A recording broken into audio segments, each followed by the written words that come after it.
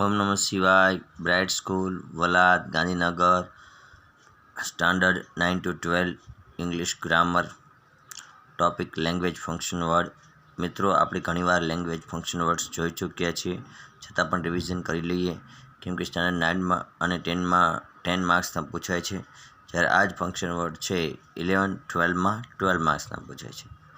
એટલા માટે એને કઈ રીતે ઓળખવા એ આપણે રિવિઝનમાં જોઈશું, બરાબર। અને કઈ રીતે તેને સોલ્વ કરવા એ પણ આપણે જોઈશું, બરાબર। તો ખાસ ધ્યાન રાખજો। ડિસ્ક્રાઇબિંગ પર્સન આવે એટલે વ્યક્તિનું વર્ણન કરવું, એમાં અમુક વર્ડ્સ યાદ રાખવાના હોય છે, હુ, હુમ, હુઝ, બરાબર। હુનો અર્થ કે જે એવો થાય છે જે માત્ર મનુષ્ય માટે વપરાય છે। હુમ જેનો અર્થ કે જેને એવો થાય છે એ પણ મનુષ્ય માટે વપરાય છે। હુઝ જેનો અર્થ કે જેની, કે જેનું, કે જેના એવું થાય છે માલિકી કે સંબંધ બતાવવા માટે વપરાય છે। જેમ કે I am the person who got good marks, right. તો આ રીતે હુ, હુમ, હુઝ જેવા શબ્દો જોવા મળે તો એને શું કહેવાય છે? ડિસ્ક્રાઇબિંગ પર્સન કહેવાય છે, બરાબર। તો આ વસ્તુ ખાસ ધ્યાન રાખવી। બીજું, ડિસ્ક્રાઇબિંગ થિંગ અથવા એનિમલ હોય તો વિચ અથવા ધેટ આવે છે। ડિસ્ક્રાઇબિંગ થિંગ અથવા એનિમલ આવે કે બર્ડ્સ આવે તો એના માટે વિચ અથવા ધેટનો ઉપયોગ થાય છે, જેનો અર્થ કે જે વસ્તુ અથવા પ્રાણી માટે વપરાય છે। વિચ અને ધેટ બંનેનો અર્થ કે જેવો થાય છે, જે વસ્તુ અને પ્રાણી માટે વપરાય છે। પછી ડિસ્ક્રાઇબિંગ લોકેશન અથવા તો પ્લેસ એટલે કે સ્થળ દર્શાવવું, જેમાં વેર અથવા વિચ, વેર એટલે જ્યાં એવો અર્થ થાય અને વિચ એટલે જે એવો અર્થ થાય છે। તો ડિસ્ક્રાઇબિંગ પ્લેસ અથવા લોકેશન હોય તો વેર અથવા વિચનો ઉપયોગ થઈ શકે। પછી સ્પેસિફાઈંગ લોકેશન છે અથવા પ્લેસ જે સ્થળ દર્શાવે છે, તો John walk in the in, on, near, at, under, behind, here, there, આવા કોઈ પણ શબ્દો આપેલા હોય છે, સ્થળ દર્શક શબ્દ કહેવાય, સ્થળ દર્શાવતા શબ્દો, તો તેને સ્પેસિફાઈંગ લોકેશન કહેવાય છે। ત્યાર પછી ડિસ્ક્રાઇબિંગ ટાઈમ અથવા સ્પેસિફાઈંગ ટાઈમ આવે તો yesterday, tomorrow, 5 PM, 10 AM, on January 8, in summer, monsoon, winter, at noon, in the morning, evening, since, for, as soon as, when, આવા કોઈ પણ શબ્દો આવે તો ડિસ્ક્રાઇબિંગ ટાઈમ કહેવાય। ખાસ કરીને 11-12માં since, for, as soon as, when, hardly, scarcely આવા શબ્દો હોય છે। 9thની અંદર અમુક થોડા ઇઝી વર્ડ્સ હોય છે, બરાબર, યસ્ટરડે, ટુમોરો એ ટાઈપના, પણ યાદ રાખવાનું તેને ડિસ્ક્રાઇબિંગ ટાઈમ અથવા સ્પેસિફાઈંગ ટાઈમ કહેવાય છે।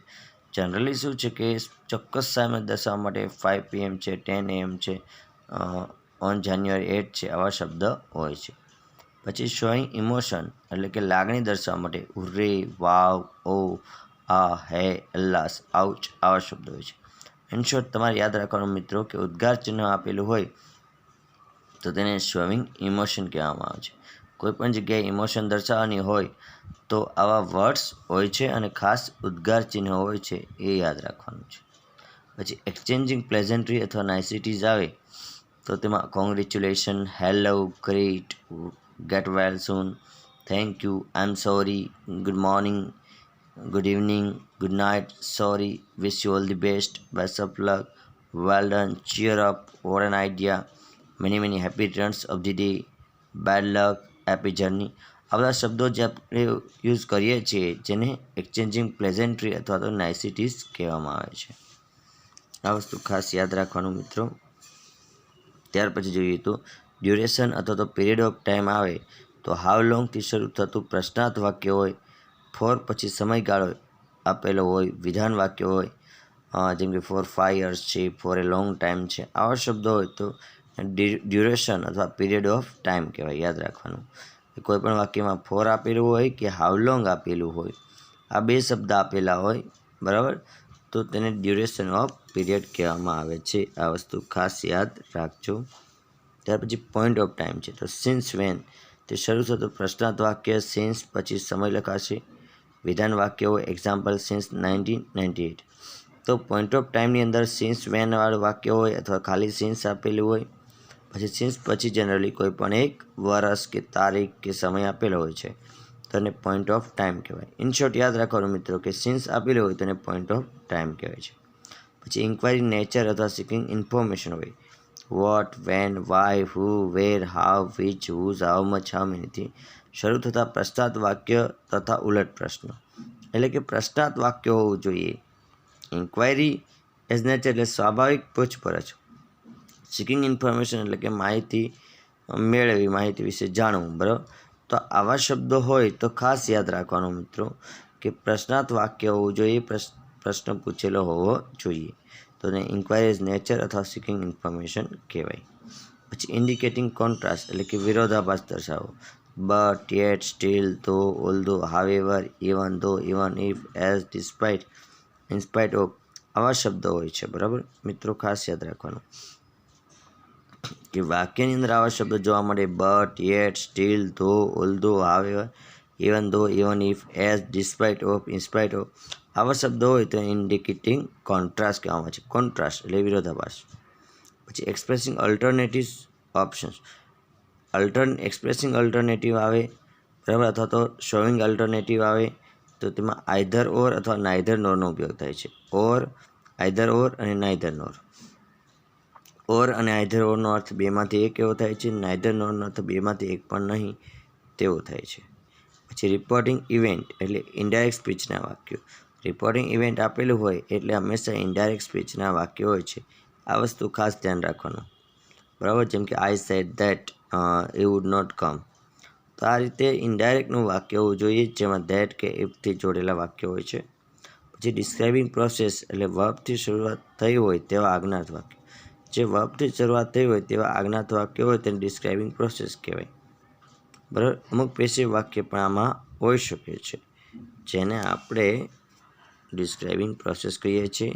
કોઈ પણ પ્રક્રિયાનું વર્ણન કરવું હોય એટલે વર્બથી શરૂ થતા વાક્ય હોવા જોઈએ.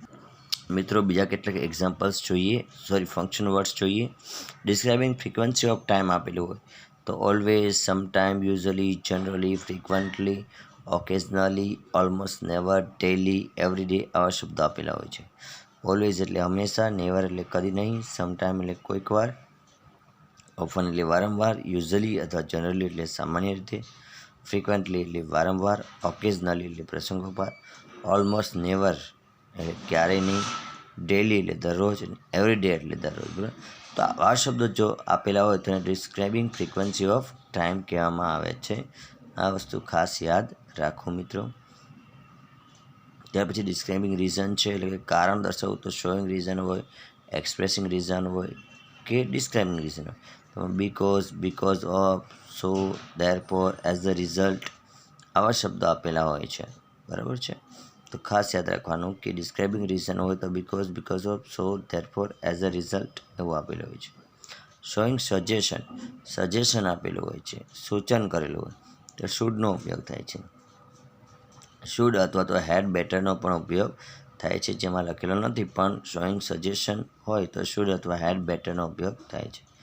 ત્યાર પછી એક્સપ્રેસિંગ એબિલિટી ક્ષમતા દર્શાવી, એમાં can, food, be able to વાળા વાક્યનો ઉપયોગ થાય છે. એટલે કેન હોય, કુડ હોય અથવા એબલ ટુ એટલે એમ able to, are able to, is able to, બરાબર. બીનો અર્થ એમ ઇઝ આર એવો થાય છે. એટલે કેન, કુડ અથવા એબલ ટુ વાળા વાક્ય હોય તો એને એક્સપ્રેસિંગ એબિલિટી કહેવાય છે. પછી કમ્પેરિંગ થિંગ, તો કમ્પેરિંગ પીપલ, પ્લેસ, થિંગ આવે તો તમે સો, એઝ, ઈઆર વાળું વિશેષણ, ધેન જેમ કે cleverer, smaller, bigger, taller, shorter એ રીતે. પછી ધેન અથવા મોર વાળું વાક્ય હોય, મોર ધેન હોય. પછી ધ હોય ને ઈએસટી વાળું વાક્ય હોય, મતલબ કે વિશેષણને ઈએસટી લાગેલું હોય. અથવા ધ મોસ્ટ હોય વાળા ડિગ્રીવાળા વાક્ય. એટલું યાદ રાખવાનું મિત્રો કે કમ્પેરિંગ થિંગ હોય, કમ્પેરિંગ પીપલ, પ્લેસ, થિંગ હોય, કંઈ પણ હોય તો ડિગ્રીવાળા વાક્ય હશે. એટલે કે પોઝિટિવ ડિગ્રી, કમ્પેરેટિવ ડિગ્રી અથવા તો સુપરલેટિવ ડિગ્રીના વાક્ય હશે. સો એઝ હોય કે એઝ હોય તો પોઝિટિવ ડિગ્રીનું વાક્ય છે. ઈઆર ધેન કે મોર ધેન વાળું વાક્ય હોય તો કમ્પેરેટિવ ડિગ્રીનું વાક્ય છે. ધ ઈએસટી અથવા ધ મોસ્ટ હોય તો એ પણ ડિગ્રીવાળા વાક્ય ગણાય, સુપરલેટિવ ડિગ્રી. ડિગ્રીનું વાક્ય હોય તો કમ્પેરિંગ થિંગ કહેવાય છે. પછી ડિસ્ક્રાઇબિંગ અથવા એક્સપ્રેસિંગ કન્ડિશન જોઈએ તો ઇફ, અનલેસથી શરૂ થતા સિમ્પલ પ્રેઝન્ટ ટેન્સના વાક્યો. એક્સપ્રેસિંગ કન્ડિશન હોય તો ઇફ કે અનલેસથી ચાલુ થતું હોય અને સિમ્પલ પ્રેઝન્ટ ટેન્સ સાથે સાથે સિમ્પલ ફ્યુચર ટેન્સ વાળું વાક્ય પણ હોય છે. જેમ કે if you come here you will get good marks, right. તો ઇફ કે અનલેસ વાળું વાક્ય હોય છે, સિમ્પલ પ્રેઝન્ટ ટેન્સ હોય અને સિમ્પલ ફ્યુચર ટેન્સ પણ હોય છે, બરાબર. એ જ રીતે યાદ રાખો કે કન્ડિશન ઇન ધ પાસ્ટ હોય તો ઇફ અનલેસ સાથે એડ વપરાયેલું હોય એટલું યાદ રાખવાનું. પછી ડિસ્ક્રાઇબિંગ રિક્વેસ્ટ અથવા મેકિંગ રિક્વેસ્ટ હોય અથવા તો ડિસ્ક્રાઇબિંગ રિક્વેસ્ટ હોય. તો પ્લીઝ કાઇન્ડલીવાળા અજ્ઞાત વાક્યો can you, could you, will you, would you તે શરૂ થતા ઉલટ પ્રશ્ન હોય છે. એટલે કે રિક્વેસ્ટ યાની કે વિનંતી દર્શક વાક્ય હોય છે, તેમાં પ્લીઝ કાઇન્ડલીવાળા વાક્યો હોય, આજ્ઞાત વાક્યો હોય, can you, could you, will you, would આવા બધાનો ઉપયોગ થતો હોય છે મિત્રો. ત્યાર પછી એક્સપ્રેસિંગ નેસેસિટી યાની કે ફરજિયાત અને કમ્પલ્ઝન પણ કહેવામાં આવે છે, જે 11th-12thમાં પણ પૂછાય છે. Must, have to, has to વાળા વાક્યો, મસ્ટ હોય, have to, has to, ought to આ વાક્યો આપેલા હોય તો એ નેસેસિટી યાની કે ફરજિયાત કોઈ ક્રિયા દર્શાવે છે, તેને કમ્પલ્ઝન પણ કહેવાય છે. પછી એક્સપ્રેસિંગ પોસિબિલિટી એટલે કે શક્યતા, સંભાવના, તો મે અને માઇટવાળા વિધાન વાક્યો, મે અને માઇટવાળા વિધાન વાક્ય હોય, જેમ કે it may rain today, I might go there if she call me, બરાબર. આવા વાક્ય હોય તો એ પોસિબિલિટી યાની કે સંભાવના દર્શાવે છે, શક્યતા, તેને એક્સપ્રેસિંગ પોસિબિલિટી કહેવાય છે. પછી આસ્કિંગ અબાઉટ નંબર એટલે કે સંખ્યા વિશે પૂછવું, હાઉ મેની થી શરૂ થતા પ્રશ્નો, હાઉ મેની એટલે કે સંખ્યા વિશે પૂછવું હોય તો હાઉ મેનીથી પ્રશ્ન પૂછી શકાય છે. તો હાઉ મેની શરૂ થતા પ્રશ્નો તમે પૂછી શકો છો.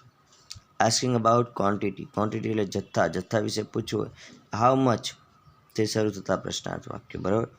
શુગર, ટી, વીટ આ બધા વિશે પૂછવું હોય તો ક્વોન્ટિટી જથ્થા વિશે પૂછવું કહેવાય, તો એમાં હાઉ મચનો ઉપયોગ થાય છે.